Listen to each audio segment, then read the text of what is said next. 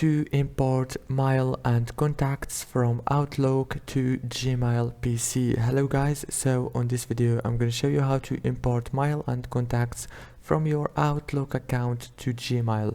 So first thing, go to Gmail.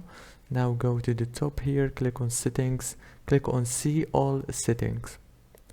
Now go down and go here to the top and click on accounts and import. Now on this page you will find import mail and contacts.